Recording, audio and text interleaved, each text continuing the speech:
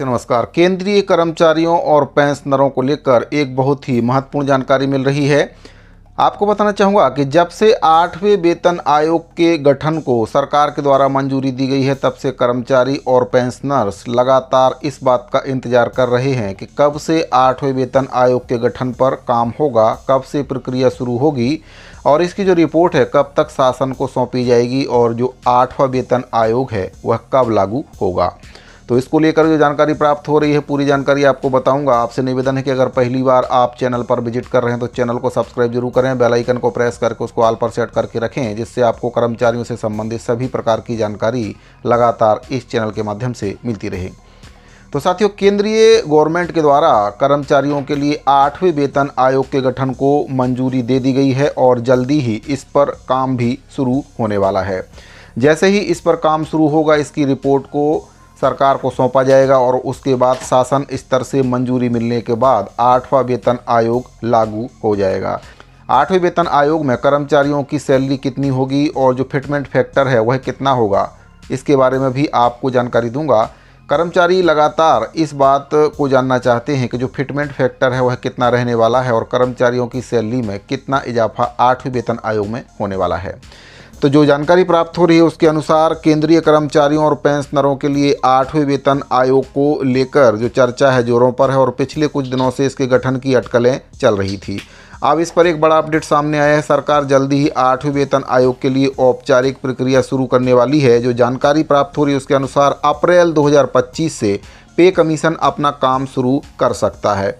इसके बाद केंद्रीय कर्मचारियों की सैलरी और पेंशन में बढ़ोतरी को लेकर नए वेतन के ढांचे पर चर्चा होगी। जो वेतन इसमें बढ़ाया जाएगा उसको लेकर भी चर्चा हो रही है कि कितना वेतन इसमें बढ़ाया जाएगा। केंद्रीय कर्मचारियों को लंबे समय से सैलरी बढ़ोतरी का इंतजार है। अगर हम पहले के वेतन आयोग को देखें तो हर 10 साल में एक नया वेतन आयोग आता है और सिफारिशें लागू होती हैं। 7वां वेतन आयोग 1 जनवरी 2016 से लागू हुआ था, इसीलिए नए आयोग का कार्यकाल 1 जनवरी 2026 से प्रभावशाली होने की संभावना है। सरकार इस पर तेजी से काम कर रही है और वित्त मंत्रालय से जुड़े उच्च अधिकारियों ने संकेत भी दिए हैं कि 8वें वेतन आयोग के संदर्भ की शर्तों को केंद्रीय कैबिनेट से मंजूरी मिलने के बाद आयोग अपना काम अप्रैल 2025 से शुरू कर सकता है। इसके बाद आयोग वेतन वृद्धि के फॉर्मूले और फिटमेंट फैक्टर पर विचार करेगा, लेकिन इसके लागू होने में अभी थोड़ा समय लग सकता है क्योंकि सिफारिशों को लागू करने में करीब 18 महीने का वक्त लगता है।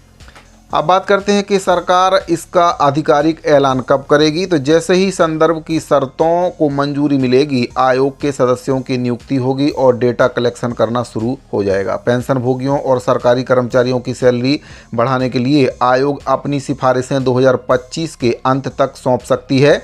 सरकार 2026 के केंद्रीय बजट में इस आयोग के लिए आर्थिक आवंटन कर सकती है।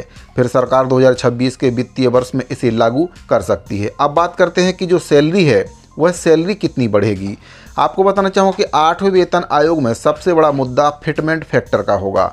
सूत्रों की माने तो फिटमेंट फैक्टर 1.90 तय हो सकता है। इससे केंद्रीय कर्मचारियों की सैलरी में सीधे 90% की बढ़ोतरी हो सकती है। तो साथियों, मैं आपको एक कैलकुलेशन के माध्यम से समझाना चाहूँगा कि अगर संभावित कैलकुलेशन 1.90 होती है तो कितनी सैलरी में वृद्धि होगी। तो 7वें वेतन आयोग की जो न्यूनतम सैलरी है उसको भी आप देख सकते हैं और 8वें वेतन आयोग के आधार पर जो न्यूनतम सैलरी है वह अगर 1.90 फिटमेंट फैक्टर रहता है तो कितनी होगी। तो आप देख सकते हैं कि 7वें वेतन आयोग की जो न्यूनतम सैलरी है 18,000 रुपये है और अगर इसमें 8वें वेतन आयोग की संभावित सैलरी देखी जाए तो जो मिनिमम सैलरी है 34,200 के आसपास इसमें होने वाली है। वहीं पर अगर 56,100 जो 7वें वेतन की न्यूनतम सैलरी है तो 8वें वेतन आयोग में ये सैलरी आपकी 1,06,590 होने वाली है।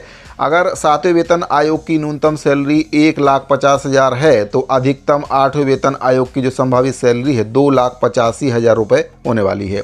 यहाँ पर मैं आपको बताना चाहूँ कि अगर फिटमेंट फैक्टर 2.50 तक बढ़ता है तो न्यूनतम वेतन 18,000 रुपये से बढ़कर 45,000 रुपये तक जा सकती है। अब बात करते हैं कि पेंशन भोगियों को कितना फ़ायदा इससे मिलने वाला है। तो वर्तमान में जो न्यूनतम पेंशन है 9,000 रुपये है और अधिकतम 1,25,000 रुपये है। अगर इसमें 1.90 फिटमेंट फैक्टर लागू होता है तो नई पेंशन 17,100 रुपये से बढ़कर 2,37,500 रुपये तक पहुंच सकती है। इसमें आपको बताना चाहूँगा कि जो संभावित कैलकुलेशन है 7वें वेतन आयोग की पेंशन और 8वें वेतन आयोग की जो संभावित पेंशन है उसको मैं आपको यहाँ पर एक चार्ट के माध्यम से बताना चाह रहा हूँ। तो न्यूनतम जो पेंशन है 9,000 रुपये अगर 7वें वेतन आयोग के अंतर्गत किसी पेंशनधारी को मिल रही है तो 8वें वेतन आयोग में जो पेंशन है न्यूनतम 17,100 रुपये होगी। वहीं पर अगर अधिकतम पेंशन की बात करें तो 1,25,000 रुपये अगर किसी को 7वें वेतन आयोग के तहत पेंशन मिल रही है तो 8वें वेतन आयोग में जो संभावित पेंशन है 2,37,500 रुपये पेंशन इसमें होगी। तो 8वें वेतन आयोग से कितने कर्मचारियों को फ़ायदा होगा इसके बारे में भी आपको बताना चाहूँगा। तो 50 लाख से ज़्यादा केंद्रीय कर्मचारी इस वेतन आयोग से लाभान्वित होंगे। 65 लाख से ज़्यादा पेंशनरों को भी पेंशन बढ़ोतरी का फ़ायदा इसमें मिलेगा। राज्य सरकारें भी आमतौर पर केंद्रीय वेतन आयोग की सिफारिशों को अपनाती है जिससे राज्य कर्मचारियों को भी फ़ायदा होगा।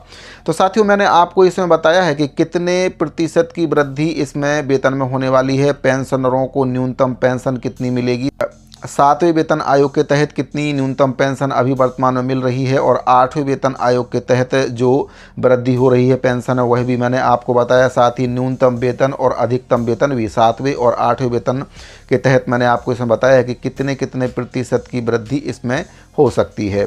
तो फिटमेंट फैक्टर पर सब निर्भर करता है। अगर फिटमेंट फैक्टर 1.90 होता है तब सैलरी कुछ और होगी और अगर फिटमेंट फैक्टर 2.50 सेट करते हैं तो फिर सैलरी और पेंशन कुछ और होगी।